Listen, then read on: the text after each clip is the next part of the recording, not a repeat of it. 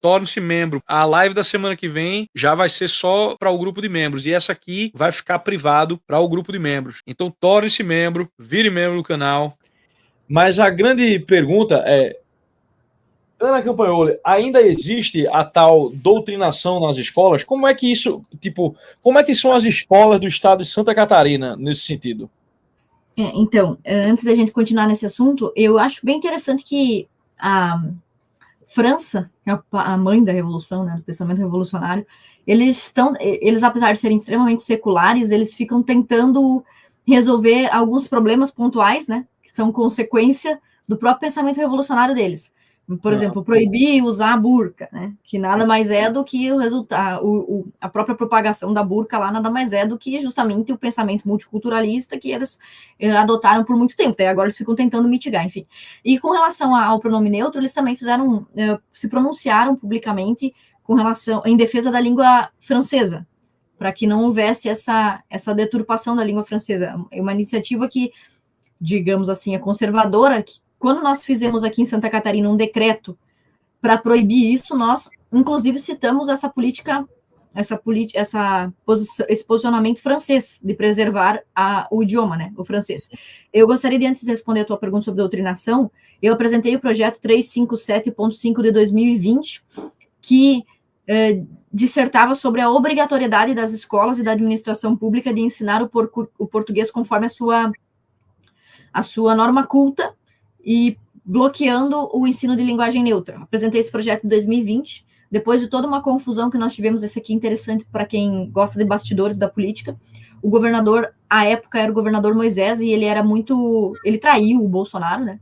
Não foi entre aspas, ele traiu de fato o Bolsonaro, e então ele foi muito odiado, e nós tentamos o impeachment dele, quase o impeachmamos, depois os deputados voltaram atrás sobre a vontade de impeachmá-lo, mas ele correram 2 processos contra ele, enfim, aí ele ficou mais mansinho, né? Depois que os deputados mostraram, nós podia ter impeachmentado, mas nós não quisemos, mas poderíamos. Melhorou um pouco, assim, o comportamento dele, e ele acabou transformando o meu projeto de lei em decreto, e ele assinou o decreto que proíbe o uso de linguagem neutra, embora não fale isso explicitamente, mas obriga a adoção da linguagem neutra aqui em Santa Catarina. Então, esse decreto é vigente aqui no nosso estado. Só que essa questão da doutrinação é justamente grave porque não importa quantas iniciativas positivas a gente tem, não dá para solucionar positivamente um problema que é cultural. E o ponto é, os professores, sejam eles... Não adianta o famoso, vou fazer uma lei, né? A gente fez a lei, né? Porque a lei, eu não acredito no poder da lei de resolver problemas, mas eu acredito no poder da lei de dar subsídios para a punição do desvio, né?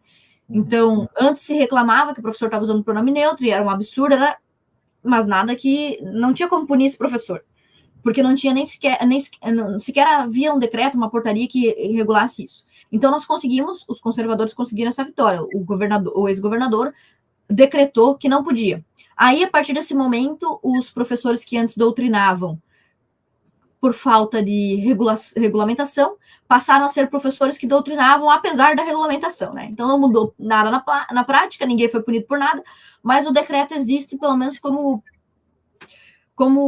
oportunidade de punição, caso alguém da Secretaria de Educação, caso alguém do Ministério Público quisesse promover a execução dessa lei. Só que o problema é, como eu te digo, cultural. Então, realmente, aqui em Santa Catarina, eu não saberia te dizer como é a doutrinação em outros estados, mas aqui é absurda.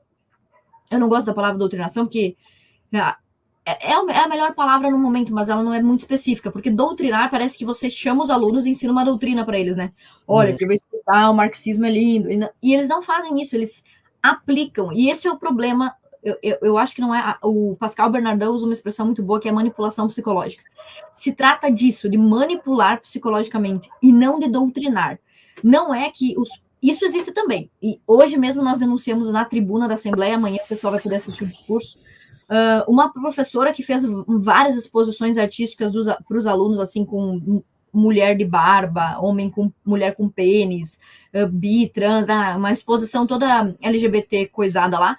E isso aconteceu em Águas Mornas na semana passada. Isso acontece o tempo todo. Mas não é só isso, entende?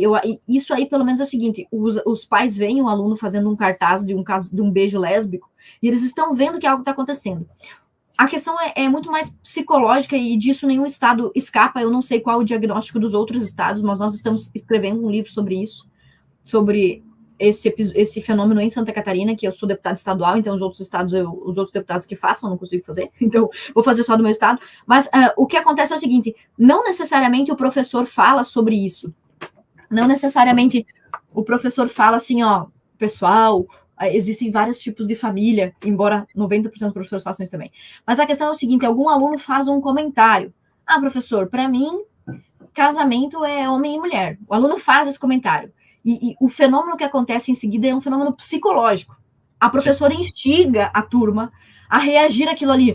Oh! E aí outros dão risada. E aí a professora vem com uma reprimenda, né? Nossa, mas isso é uma falta de respeito. Quando eu dava aula numa escola pública lá em Chapecó, eu estava na minha sala lá dando aula sobre impérios, antiguidade, algo assim.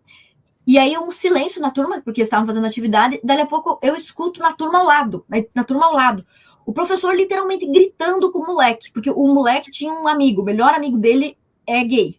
Então tinha lá o menino, que agora não me falha a memória, isso foi em 2014, sei lá, 15.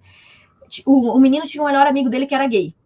E esse menino, cujo melhor amigo era gay, ele fez uma publicação nas redes sociais do conteúdo do Silas Malafaia.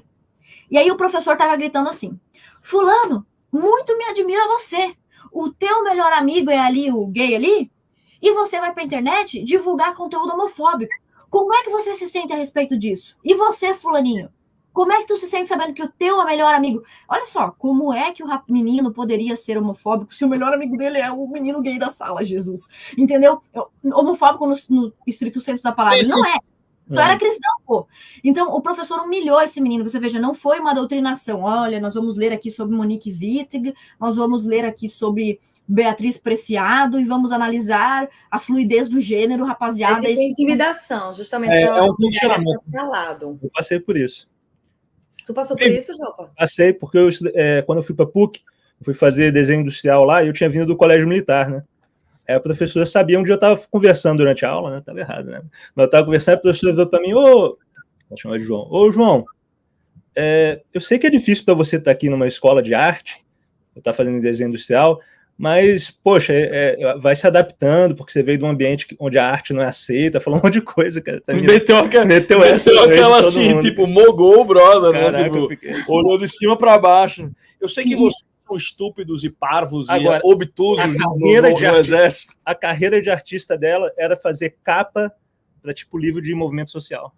MST, coisa assim. E suruba, né? Lembrei o nome da escola, tá? Lembrei. Qual que escola era Zélia Scharf. Eu acho que foi a penúltima ou última escola onde eu lecionei. Zélia Scharf. E não só os alunos ouviram isso, como se... Eu não tenho clareza se foi no mesmo dia ou no dia seguinte, mas alguém comentou com esse menino, que sofreu esse troço aí, essa intimidação do professor, que eu era uma professora que denunciava a doutrinação na internet. E o menino me procurou, e eu perguntei se alguém estava disposto a falar a respeito disso com ele, e a gente ia na direção da escola. E aí eu me lembrei que o menino ele não quis falar nada sobre isso na direção da escola, e nem o amigo gay dele quis ir defendê-lo. Então, você vê que, assim, era uma injustiça, porque eles vieram reclamar, eles não tinham coragem de se defender, não queriam enfrentar o professor, e os próprios colegas... E isso é muito impressionante, porque a esquerda não é o espectro político que desafia a hierarquia, que desafia a autoridade, etc, etc. Né? Mas, assim, quando se trata da sala de aula, próprias teorias do Paulo Freire, né, sobre oprimido, sobre a insurgência do aluno contra a autoridade, inclusive científica do professor, nada disso existe na prática. Na teoria eles falam sobre isso, mas na prática o professor é o tirano da sala de aula e acabou. Escola Estadual Zélia Scharf. Já faz 10 anos isso. E uma última parada que a gente tem que falar é isso aqui, né? É o nosso canal de cortes, que voltou agora, tá bombando, já tem 588 inscritos. Pessoal, aí tem cortes maravilhosos, inscrevam-se no canal.